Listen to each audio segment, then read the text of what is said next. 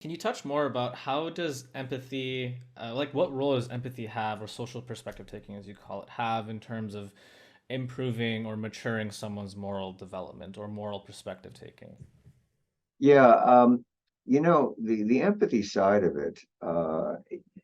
Y- Here's another historical story. When going back to the my first time at Harvard in graduate school, um, I needed in for my dissertation, I needed to measure parental nurturance, and someone at University of Michigan named Martin Hoffman had sort of the measure that everyone was using, and he was kind enough to send it to me.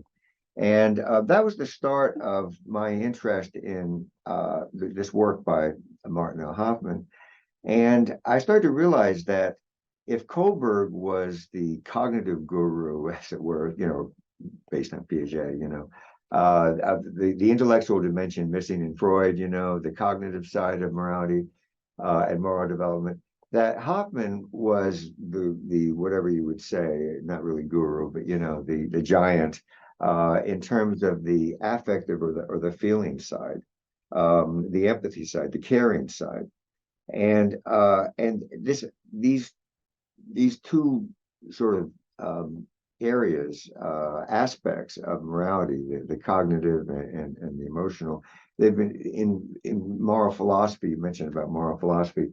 The moral domain is often characterized in terms of the right and wrong, justice, fairness, reciprocity, consistency, and so on, and the good, which is like beneficence, benevolence, caring, empathy, and so on. And so that's on the theoretical side. That's what I started to see as left Harvard for Ohio State.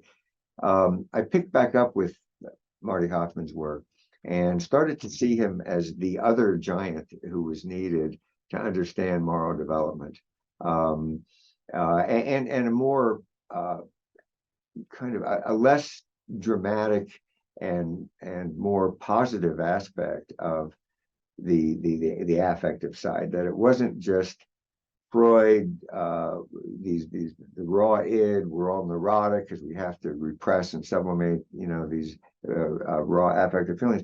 There was also this positive side of empathy and growth beyond the superficial in terms of empathic understanding. So anyway, that's where I started to get a more balanced view, and thinking of the right and the good and how they both involve a kind of a growth beyond the superficial, and that also rounded out the applied work a little to when you talk about perspective taking, we're not just talking about cognitive perspective taking, we're also talking about an emotional a process in terms of deeper caring for for others, as with the Mac example with the staff member seeing her as a person in her own right with feelings and legitimate expectations and so on. Okay, so then I Yeah. assume you kind of put that into you put that theoretical framework into your equip program, where it has a cognitive component and has a affective or emotional component, right? So to you, I'm assuming that to to rehabilitate moral stunting, it has to have both components for it to be successfully done, or can one kind of rehabilitate the other? So let's say you heal a cognitive distortion before you heal some type of social like not but like some deficit in social perspective taking. Well, it is true that I guess I would try to, I think we do both, but it is true that, we talk a lot about responsible thinking and acting. And I guess the assumption is that if you're doing the responsible thinking in terms of perspective taking and correcting cognitive distortions and so on, that the feelings aspect of it will kind of come along in the wake, you know. But theoretically, I think of the affective or the the empathic as just as fundamental as the cognitive. There's affective primacy and cognitive primacy, but it's true in our applied work. We really focus, maybe because you can get a handle on it better. We focus more on the cognitive side, and CBT, cognitive behavioral therapy. I mean, that's really what we're doing there, and there's a reason why that's popular, because that's what you can get a handle on it. Please, could you share that anecdote about social perspective taking that you mentioned just about a minute ago? Yeah. So I call it Max. Let's call it Mac. So in the guided group interaction mutual help kind of meeting, the way it works is a group member, you have somewhere in 8 and 12 adolescents who are in this case incarcerated, and they go around and decide who's going to be awarded the meeting. That's the terminology. And in this case, Mac was awarded the meeting. And so the incident that Mac wanted to talk about was that he got a write up, and he didn't think it was fair. He was angry at the being written up. And so the group is asking him, well, what happened? He said he was carrying around a bag, and a staff member uh, said that she needed to inspect his bag. And he got very angry at that, even though he knew that this was, facility policy, that because of possible contraband, carrying bags had to be inspected.